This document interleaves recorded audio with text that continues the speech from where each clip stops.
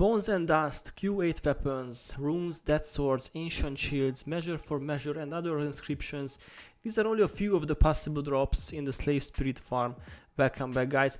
So this time we visit a place which is very much hated by most of us, the Desolation. Don't worry guys, only a very small worm riding is included in this farm. Anyway, the slave spirits have two types, warriors and monks. The warriors have charge, defensive stance, hamstring and savage slash. The latter annoys us the most, and because of this most builds in my video have either high blocking chance or skills which prevent interrupts like Mantra of Resolve. The monks have Defender Zeal, a hex spell, reversal of damage which can be painful in certain situations, smite hex and zealous fire. Generally speaking, neither the warriors nor the monks are strong on their own, but in high numbers they can make the farm somewhat difficult. In order to farm we need a quest called Destroy the Ungrateful Spirits. I'll show you very soon where to get this quest and all. By the way, there are 5 waves of 8 spirits, a total of 40 enemies, and they can be killed in around 4 minutes. And guess what? Derv is the most efficient char here, so Derv point of view, let's do this. We are gonna start from Bone Palace and go to the nearby Wormspoor and get ready for an epic ride. Use the Janandu tunnel to speed things up and keep left after leaving the gate. The shield set might be handy for running through groups, and when you reach the enemies, wait for the running skill to recharge again. Once it's ready and you feel like the time has come, use it and run through. You may lose most of your HP in the process, but if you reach the rest shrine you'll be fine. Let the Janandu spit you out and enter the Shattered Ravines and quickly avoid the first Margonite group. Now go to the Primeval King Janus, talk to him and pick up the quest called Destroy the Ungrateful Slaves. In order to farm peacefully, it is best to let him and his allies die. Simply go back to safety around the palm tree and let the slave spirits do the dirty work. Once all friendly NPCs are dead, you can start the farm. Maintain the permablock with Mirage Cloak and extend enchantments, then use Sand Shards, I'm Unstoppable, Mystic Vigor, put down the ward, activate WoW Strength and simply auto attack. Advise to position yourself in the middle of the group and also focus on the melees. The AI is smart and only 3 of the melees will stay, the rest may flee, but since fools die easily, the warriors come back fast. Sometimes the warriors will interrupt your skills, but this rarely happens, only bad RNG, but they can even interrupt a quarter second costing time skill. Pick up the drops and go back to catch the second wave. I like to fight them at this edge to body block the melees. As long as this thing is on the right side of your character, the melees won't be able to run away, meaning you save time and you can farm faster. Also try to change between a shield set and your scythe all the time. For running, tanking, use the shield set. For spiking, use the scythe. This will help with the energy regen too. You can also move back a bit here, so the coasters ball nicely, and once it's a decent position, go close and spike. Pick up the drops and prepare for the third group.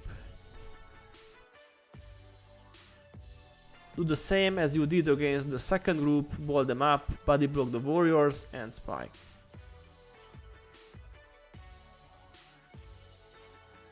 Now we can go to the fourth group, stand between the spirits and spike them down like I do.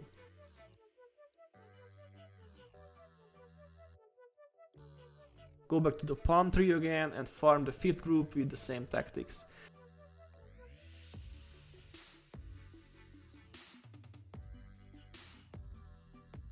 So this is how you do it. Go back to the portal, do the rezone and you can farm again.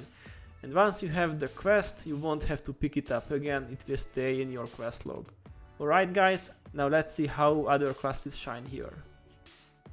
Ritus can rely on their Venturas Kanhai Elite and drain mobs energy with Mesmer skills. Use Great Dwarf Armor, Channeling and Mantra of Resolve before growing, then activate Arcane Echo, followed by the Elite skill. Go close to the coasters and use any of the Visage skills. Maintain the Mass skills and the Elite and see how efficient this build works. Usually 3 sets of the Elite is enough to kill everything, if not, simply repeat the previous method. You may add another DPS skill like Light of the Eldermore instead of some of the armor boosts. This is just personal preference.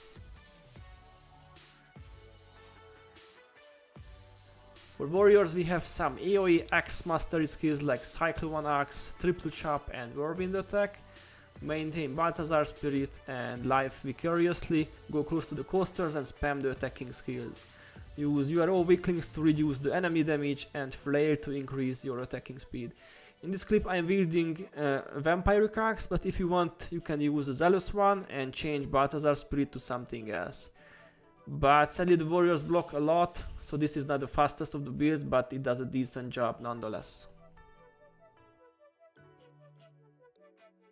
Assassin now, this is a very common assassin farm build, dagger skills and a high chance of blocking ability. Use critical agility, vigorous spirit and crit defenses before the fight, followed by flashing blades. Preferably focus on the monks first and keep the warriors last. Zealous fire and reversal of damage hurt, but if you farm only one group at a time, you'll be fine. Elementalists, they have a nurse magic bar with Shockwave, Crystal Wave, Stone Flash Aura and Aftershock. Maintain Mantra, Ele Lord and Channeling. Use Stone Flash before the battle and position yourself in the middle of the group. Put down the ward, then use Aftershock and Shockwave, followed by Crystal Wave. Usually the second set of earth skills destroys everything and you can pick up the loot. Monk's point of view, this time a classic invincible bar, 55 HP monk.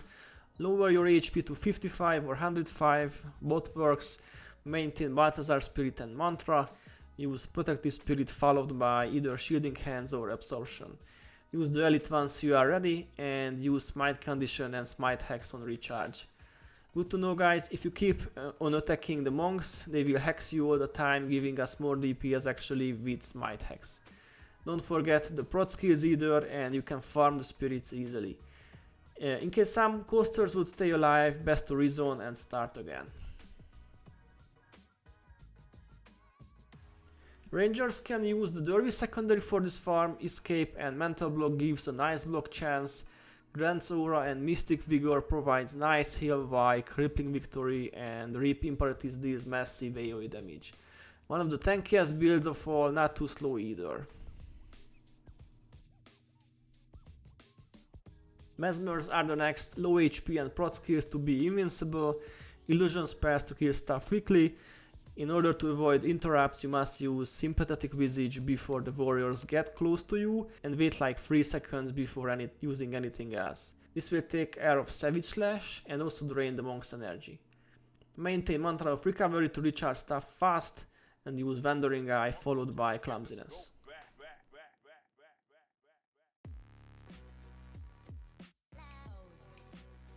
Paragon comes now, burn them to death, set the Paragon and lead the match. Yeah, basically this is how Paragons can farm. High armor, great self-heal with the Finale of Restoration and spam a low adrenaline shout. Each time a shout ends on you, Glazing Finale set fools on fire. A fun build indeed. Also, how often can you farm with Paragons, right? Well, the Slave Spirit farm is a viable option for Paragons too, so give it a try. And last but not least is the Necro. To be honest, I wasn't sure if they could solo this place, since if they have low HP then I got to use Monk secondary and warriors would interrupt me all the time. With Mesmer secondary I couldn't survive the fight, so the rabbit had to be pulled out of the hat and tada, a WoW strength Necro dervish hybrid. To be honest, the build works surprisingly well. Also in this clip I had no zealous scythe, hence no energy gain, but still I was able to kill the spirits relatively easily. Grand Aura and Mystic Vigor are just too strong together, I guess. So guys, this is how to farm these slave spirits, and an interesting fact, if you do this farm in normal mode, the spirits are level 20 just like in hard mode. But surprisingly in normal mode you get 100 XP, while in hard mode you get 150 XP. And first I thought this is a bug, later I had to realize in hard mode fools give 50% more XP, so the mystery is solved, I guess. Oh, and they can't drop tomes either, this is weird, don't you think? Never mind, now some data. I have done 100 runs and this was my only Q8 max damage item, a gold protective icon, and I asked for a price check and it seems that this item is worth around 1 arm brace, maybe a bit more if I'm patient. So guys, you may run into some nice valuable weapons here. Otherwise, you can expect at least 1 gold item per run, around 20 bones and 6 dust. These are average values, of course. And also don't forget to pick up all the blue and purple items. You may get measure for measure inscriptions quite often, or runes from the blue armor pieces. Also, I got the Windwalker insignia ones, plenty of dead swords, ancient shields, skull shields. And like I said, dervish is numero uno with 4 minutes or 4.5. But the other charts are also close with around 6 to 8 minutes. Guys, this was the Slave Spirit farm. Hope you enjoyed this one. Don't be afraid to ask in a comment, and as always, thanks for watching, rate the video or subscribe to the channel, and see you in the next one.